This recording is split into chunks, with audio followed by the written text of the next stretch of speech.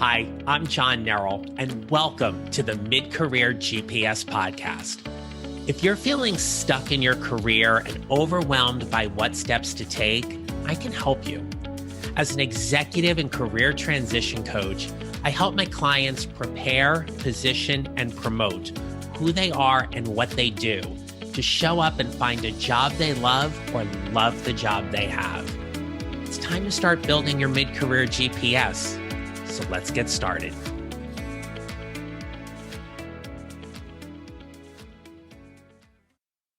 Hi, my friends. Welcome back to the podcast. Today is episode number 57, and I'm talking with you about stress and high achievers. If you've been listening to this podcast for a while, or you are new, you're here because more than likely you are a heart-centered professional and leader who doesn't want to settle and is afraid about not being able to make the impact you want. What that means is that you are a driven, passionate, high-achieving individual, and sometimes that means a lot of stress. That stress being imposed on you by external factors, but more than likely a lot of internal factors as well. So in today's episode, we're going to talk about how stress impacts us as we build our mid-career GPS. And I'm also going to share with you a personal story about where stress and my life as of recently, particularly in my business and my career, hasn't been serving me really well. Before I get into all of that, though, I want to take a moment and give a special thank you to EC, who was kind enough to leave a wonderful review about my brand new book, Your Mid-Career GPS, 4 Steps to Figuring Out What's Next on Amazon. And this is what EC wrote. After recently interviewing 7 candidates in 2 days, it was interesting reading John Nerrell's new book. As I look at the difference between the 2 candidates who stood out from the pack and the remaining candidates, it was clear that the lessons pointed out by John were clearly reflected in the top 2 candidates. It is unlikely they had an opportunity to read his book since it was only recently released. However, the successful candidates and many of the book's messages show strong alignment. Ironically, the book is helping me articulate and provide feedback to the less successful candidates and how they may want to look for future improvement. The book brings together many ideas I have seen in different books and articles. He has taken a fresh look at many of these ideas and presented them in John's conversational writing style, which is easy to digest. The references to some new articles to me also provided some opportunity to dig into other ideas moving forward. Overall, a great book, easy to read, and helpful as a mid-career guide. EC, thank you so much for taking the time to get my book and to leave that review. And for all of you listeners who have not had a chance, I invite you to go over to Amazon to get the Kindle or paperback version. And if you would, kindly leave me a rating and review because reviews help. Reviews help people decide if this is a book they want to pick up and read. And who knows, I may read your review on an upcoming podcast. Now, let's talk about stress.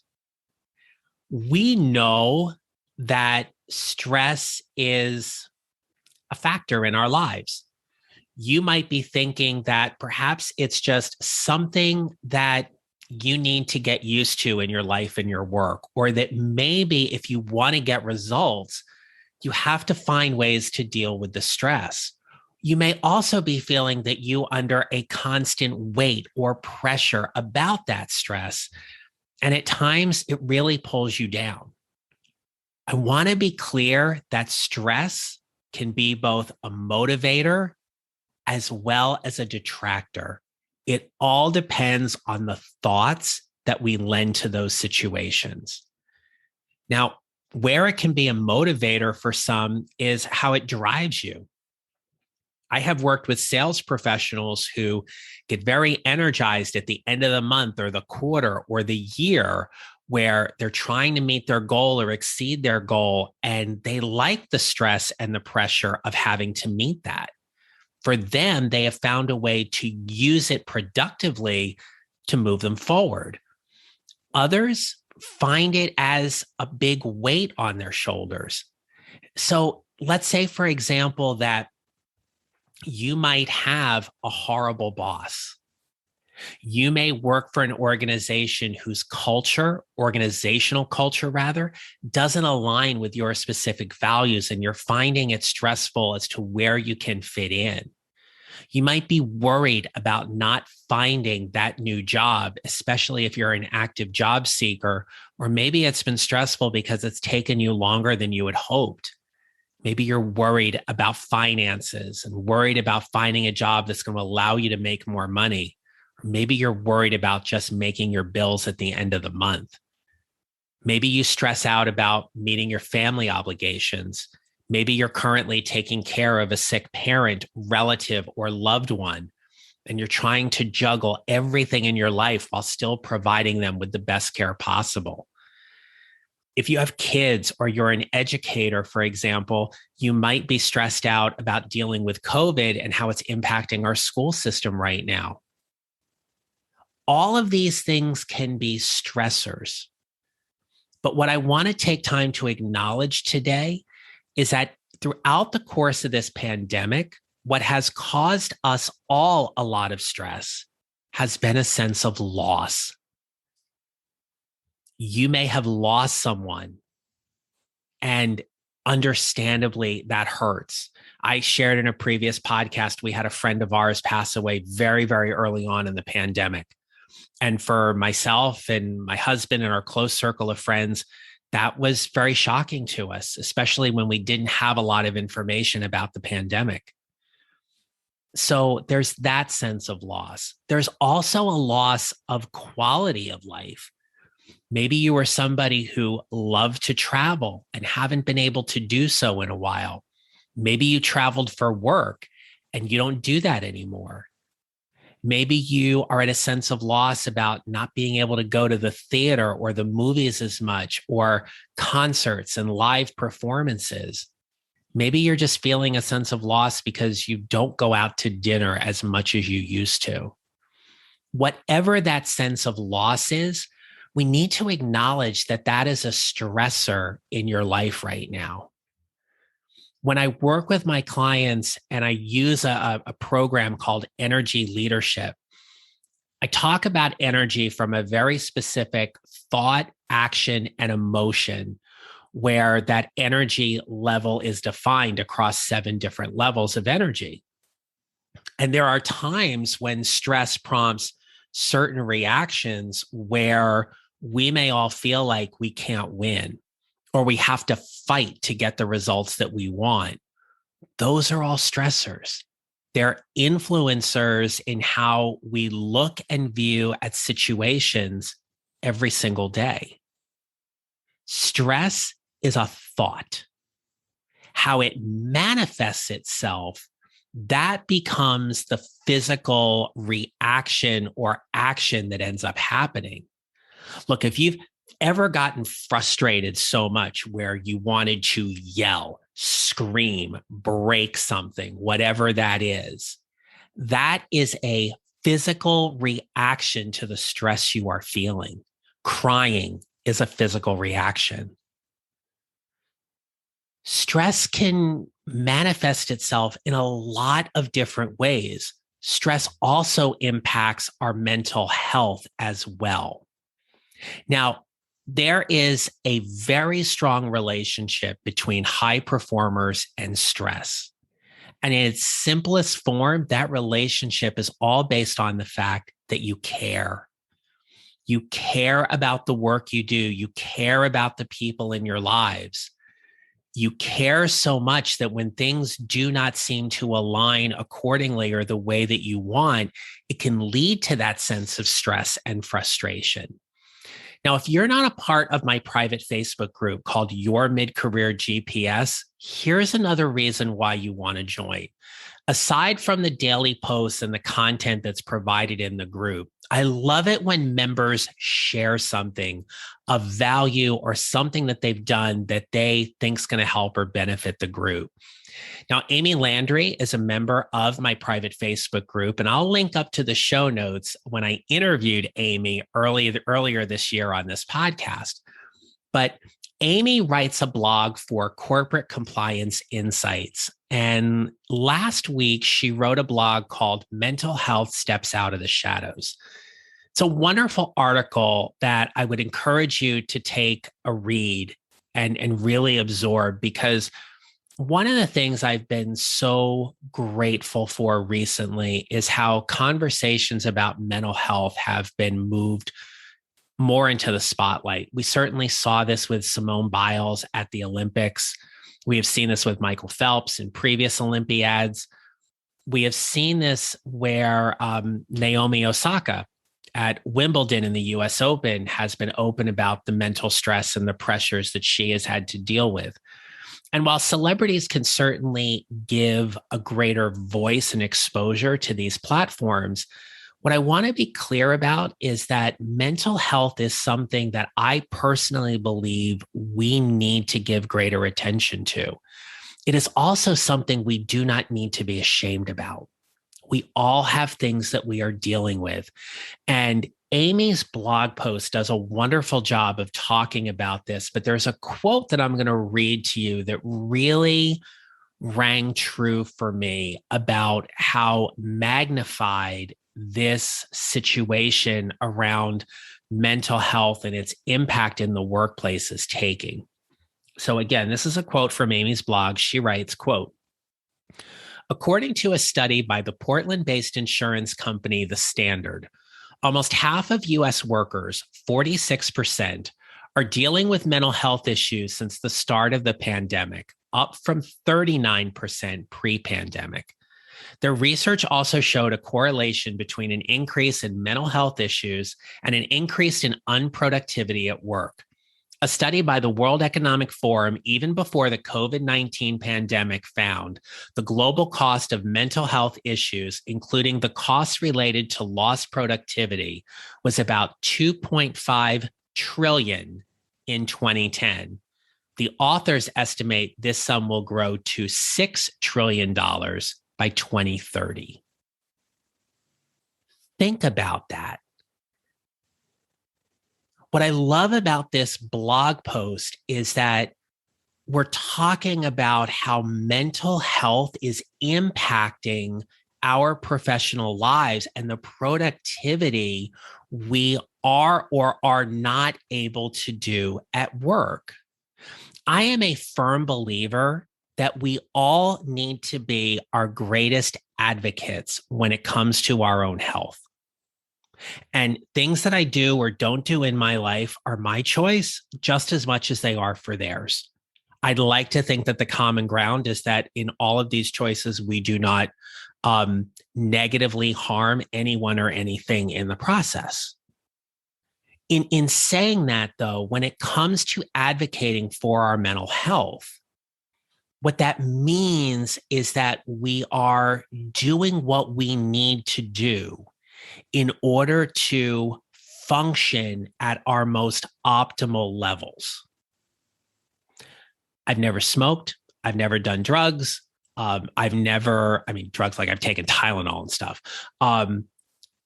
My vice, if you will, is that I tend to compulsively overeat from time to time. That has been my coping mechanism through a lot of my life. And in the conversation around mental health, what we talk about here is empathy, awareness, and being gentle with ourselves, being self-compassionate to help us navigate through whatever we are dealing with. I don't think there's anything wrong with going to therapy. In fact, there have been times in my life where I have been in therapy, and it's been great and very cathartic for me in terms of dealing with the issues that I have had in my life. Again, my choice.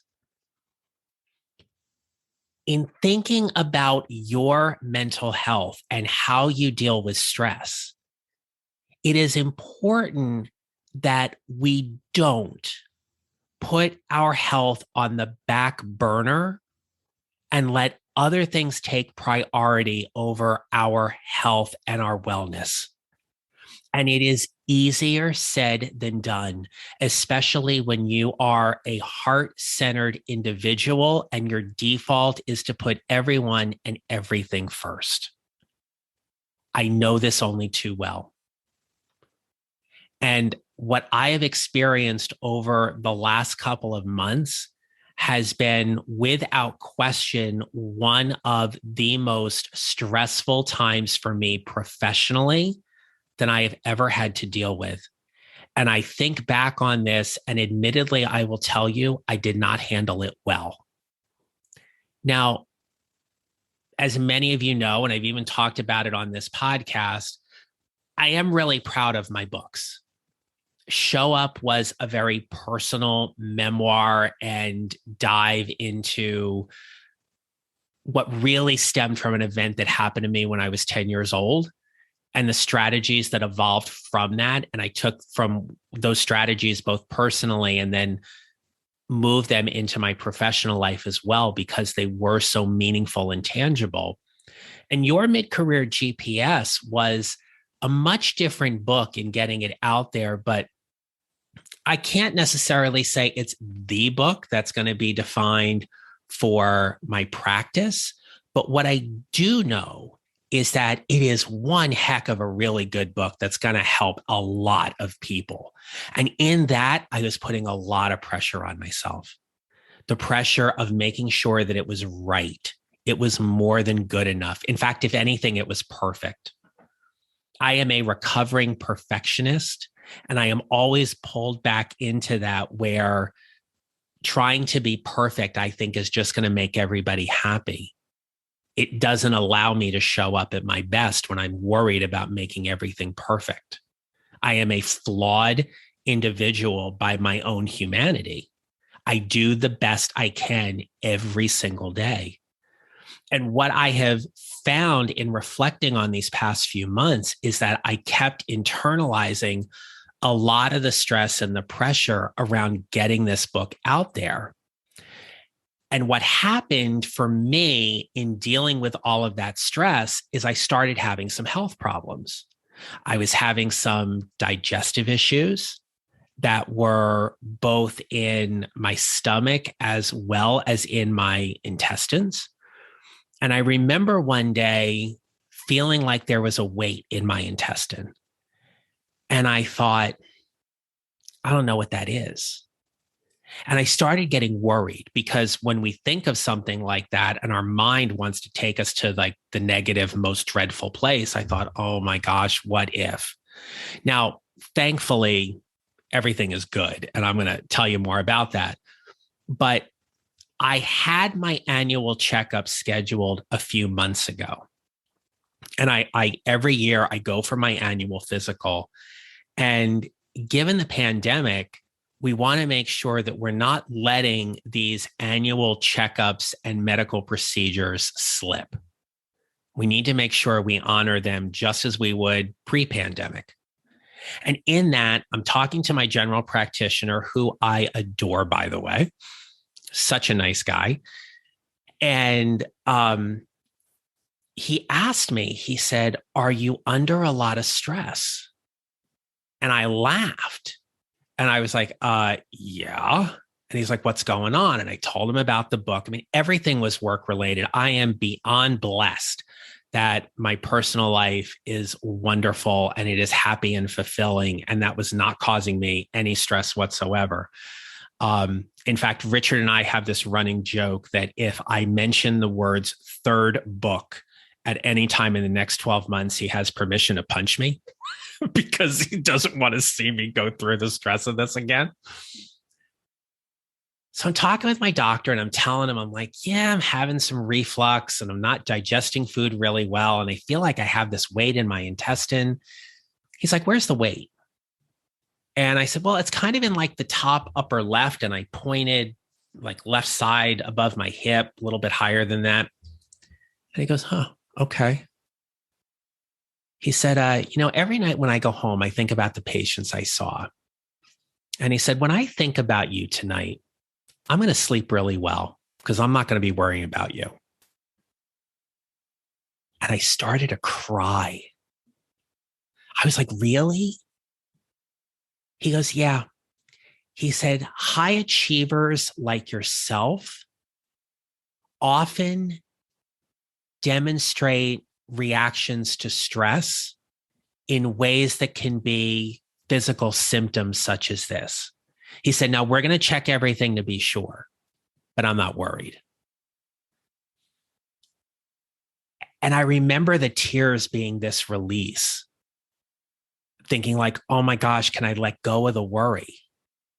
And all of the prayer and all of the reflections and everything like that kept coming back. And so last week, I had an endoscopy and a colonoscopy, and I was a nervous wreck going into that. Um, it was just, my mother always said to me growing up, like, John, you worry way too much. Like, well, I know where the worry comes from, but I'm still trying to work on that. Right. And admittedly was failing horribly at this. Or I should say I was failing excellently at that because I was just worrying myself into a tizzy. And when I talked with the surgeon after the procedure, he goes, everything looks fine. He goes, I'm going to tell you two things. One, lose 15 pounds. And secondly, find a way to manage your stress better.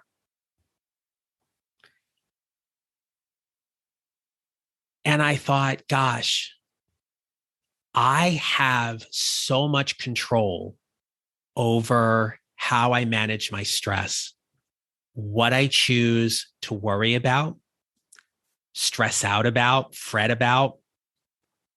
And I just wasn't doing a really good job with this, but I can do better.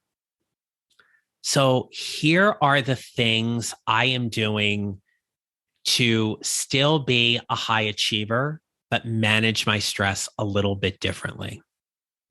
So the first thing I am doing is that I am talking with my coach about it, and he's helping me understand a little bit more about how I am managing stress at this stage in my life.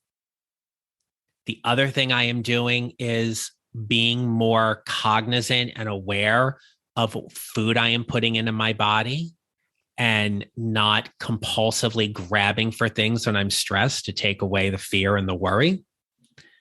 I am honoring that as a high performer, in order for me to do the work that I do and to best serve the people I do every single day, my clients, my connections, that I need to be at my best.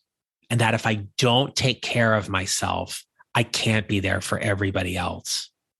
It is the blessing and the curse of being the heart-centered leader and professional. We want to take care of everybody else. What we need to do and what is important for us to do is find ways to put ourselves first unselfishly so we can be better for everybody else. The other thing I've started to do and get back into is move a little bit more. Now, last year we bought a Peloton and I fell in love with it. And then I fell out of love with it as I was writing the book. I am back on the bike. If you are a Peloton person and you want to follow me and you want some support, I would love to be connected with you. Here is my username on Peloton. Capital letters PBA_JN. So Professional Bowlers Association _JN, my initials. Connect with me on Peloton. I'd love to see you on there.